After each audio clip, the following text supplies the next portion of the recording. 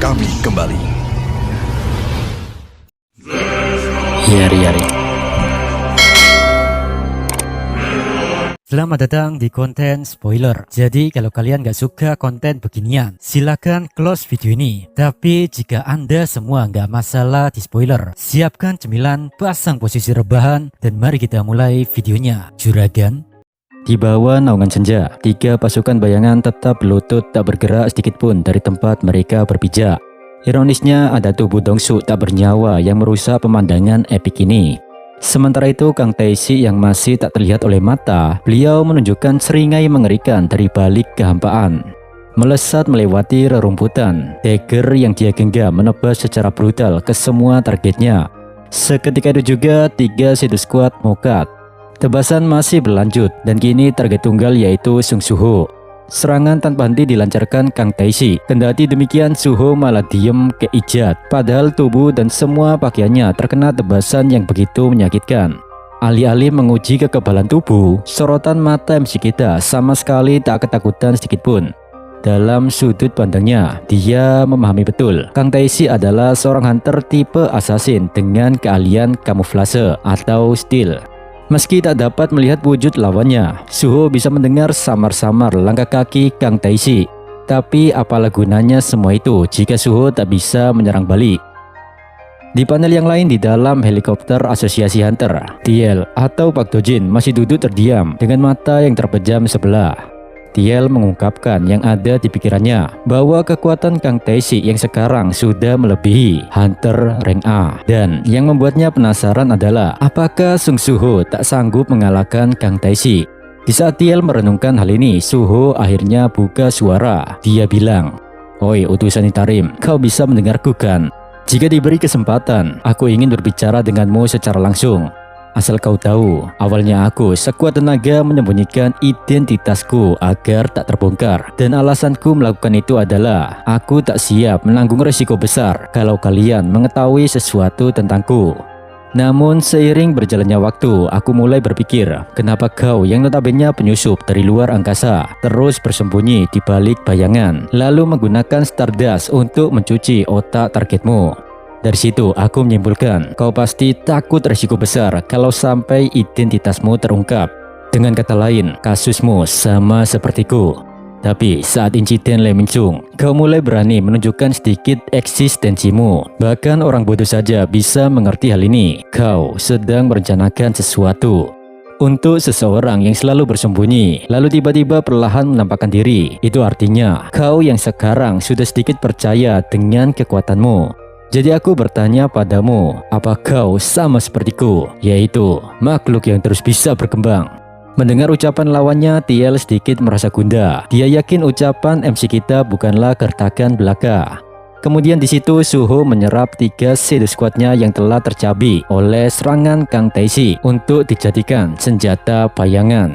MC kita menegaskan bahwa dirinya tak akan lagi menyembunyikan identitasnya. Untuk itu Suho menantang TL keluar dan menunjukkan wujud aslinya. Ketika dalam proses penyerapan Shadow Squad menjadi sebuah item, keberadaan Kang Taeshi yang sedang berkamuflase ikutan terungkap. Sontak Kang Taeshi pun bingung dengan kejadian ini. Alih-alih berniat kabur, Suho sudah muncul tepat di hadapannya dengan memegang tombak. Dalam sekejap, tangan, bahu, kaki, hingga seluruh tubuh Kang Taeshi dihujam tusukan tombak yang sangat tajam. Gak hanya itu saja, dengan gerakan secepat kilat, Suho menghabisi nyawa Kang Taeshi saat itu juga. Notifikasi pun muncul, level up. Dan karena Suho berhasil naik level, semua luka-lukanya ikut sembuh juga. Dengan tatapan psikopat, Suho menatap ke belakang ke arah tubuh Taeshi yang tumbang. "Ayo bertarung, utusan Itarim," ucap Suho. Ini adalah tantangan langsung yang Suho lontarkan kepada pengendali tubuh hunter ungu tersebut. Meski terlihat tenang mendengar tantangan itu, tapi di saat bersamaan, darah mulai mengalir dari mata kiri TL. Di sampingnya, Hunter Lim Tae-gyu pun menyadari keanehan pada TL. Dia pun bertanya, "Apa kau baik-baik saja?" TL pun membalas, santai saja, aku baik-baik saja kok." Sambil mengatakan itu, TL buru-buru menutupi darah tersebut dengan telapak tangannya. Kendati demikian, bukannya marah atau tersinggung atas tantangan lawannya. Dari separuh wajah yang tersembunyi, terlihat Thiel sangat bahagia dan menantikan akan duelnya melawan Suho. Kembali ke tempat TKP, Arise. Kini Suho membangkitkan almarhum Dongsu dan Kang Taeshi untuk dijadikan pasukan bayangannya. Suho bilang pada mereka berdua, kalian adalah dalang dari semua kerusuhan ini dan sudah banyak jiwa tak berdosa tewas karena ulah kalian. Maka dari itu sudah sepantasnya kalian membayar. Mulai sekarang kalian akan terus bertarung di sisiku. Shadow Creation. Seketika itu juga jiwa Dongsu dan Kang Taeshi dibentuk ulang. Entah apa yang mereka teriakan dalam proses ini, yang pasti mulut mereka menganga lebar seperti menjerit kesakitan. Sejenak MC kita memejamkan mata berniat membayangkan sebuah bentuk item dari jiwa Dongsu dan Kang Taeshi. Namun tanpa dia duga, Shadow Squad baru ini membentuk tubuh mereka sendiri. Sontak Suho pun berhenti membayangkan dan beliau pun membuka matanya, di mana di hadapannya sekarang sudah ada armor dengan tingkat rare. Ini adalah manifestasi dari jiwa Dongsu. Sedangkan yang mengejutkan di sini, jiwa Kang Taeshi memanifestasikan diri menjadi item tingkat hero. Biar durasinya agak panjang, saya bacain penjelasan item overpower yang baru saja Suho dapatkan. Cincin Murder. Cincin ini memiliki efek khusus berupa stealth atau kamuflase, sehingga saat MC kita menggunakannya, maka semua jejak dan hawa keberadaannya akan hilang untuk sementara. Namun ada harga yang harus dibayar, yakni 10 mana Suho akan dikonsumsi untuk setiap detiknya. Setelah itu, notifikasi dari sistem berlanjut, yang dimana MC kita diminta menamai cincin tersebut. Sempat bingung mencari nama yang cocok, Suho pun menyamakan kata murder tapi dalam bahasa Jepang, maka jadilah nama yaitu Kira. Notifikasi masih bermunculan, penamaan shadow item telah dibuat. Shadow item yang diberi nama dapat berevolusi. Item yang terikat pada pengguna pertama maka tidak bisa dipakai oleh orang lain selain Suho itu sendiri. Shadow item yang mendapatkan nama maka levelnya dapat meningkat dengan memakan dari asupan XP Suho. Dan keuntungan dari item yang bisa leveling itu bre, seiring peningkatan levelnya, maka statistik kekuatan dari Kang Taeshi bisa diwariskan sepenuhnya kepada MC kita. Kemudian panel memperlihatkan kepada kita tentang statistik dari item yang bernama Kira ini, yang dimana saat ini cincin bernama Kira itu masih mewariskan 10% dari kekuatan asli Kang Taeshi.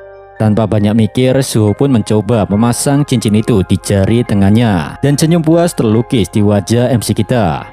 Suho memahami betul, cincin Kira ini bakal terus berkembang, dan seiring berjalannya waktu, semua kemampuan Kang Taeshi akan sepenuhnya menjadi miliknya. Dari sini Suho bisa mengambil kesimpulan kalau dirinya bisa memperoleh lebih banyak item tingkat hero atau lebih tinggi, maka dengan kata lain, potensi untuk menjadi lebih kuat dalam waktu singkat bukanlah hayalan belaka. Suho pun mengangkat wajahnya menatap langit dengan penuh semangat. Dia yakin dengan skill yang dimilikinya sekarang, beliau bisa sedikit meringankan beban bapaknya, dan juga suatu saat nanti bisa melawan dewa-dewa kurang ajar di atas langit sana. Di tengah kegembiraan ini, Suho tiba-tiba merasakan adanya sebuah anomali. Kekuatan tak dikenal yang sangat brutal itu sedang menghancurkan pasukan bayangannya, sehingga dalam hitungan menit banyak dari mereka musnah. Meski tak berada di tempat yang sama, Suho juga merasakan kengerian dari anomali tersebut, dan kejadian ini membuat MC kita tersentak. Melihat gelagat aneh anak dari tuannya, Beru pun bertanya, "Ada apa Monarch muda?" MC kita menjawab, "Pasukan bayangan di tempat lain telah dihabisi, dan makhluk ganas itu OTW ke sini." Dia sudah datang. Wajah Suho semakin menegang. Dia diliputi perasaan cemas dan was-was akan kemunculan anomali ini. Dan duar, sebuah bangunan di hadapannya hancur berlubang, ditembus oleh anomali tak dikenal. Spontan Suho mengangkat tangan melindungi wajahnya dari reruntuhan puing-puing. Sedangkan Beru yang wujudnya hanya berupa kepala doang, dia hanya bisa pasrah tertimpa puing-puing bangunan. Di saat yang sama, sosok anomali ini datang dengan tangan yang masih mencengkram prajurit bayangan. Ya, kita tahu sendiri ini adalah Baek Yun Ho dalam bentuk transformasinya.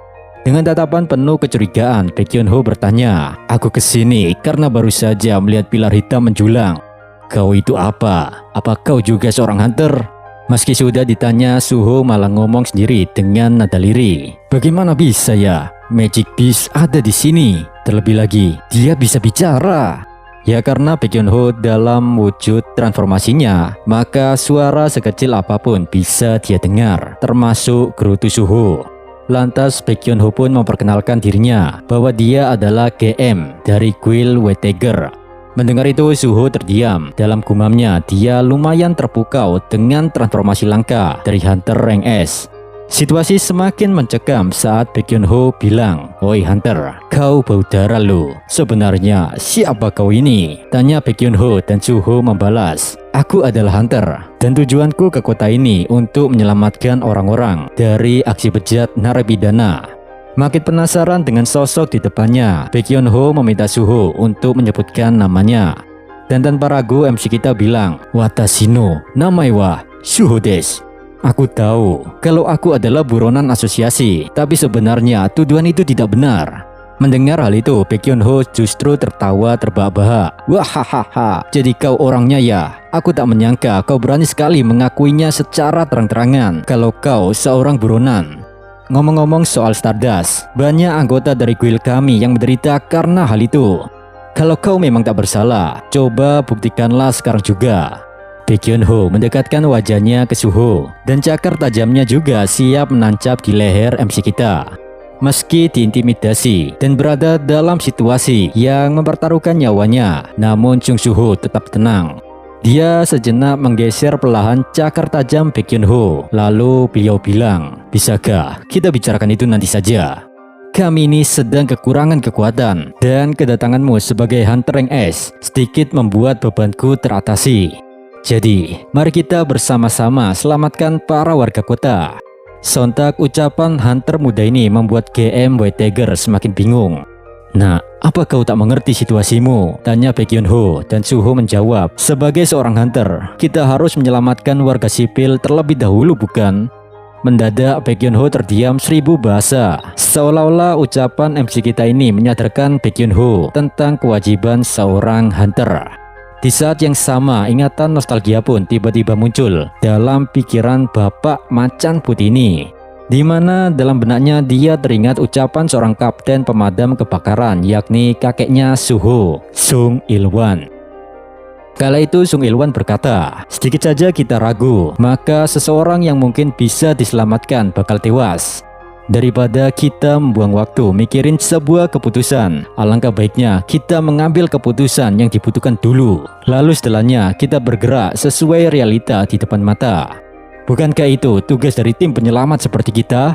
Sontak ucapan dari Sung Il-wan membuat Baek Hyun Ho mulai menyadari siapa sosok di depannya.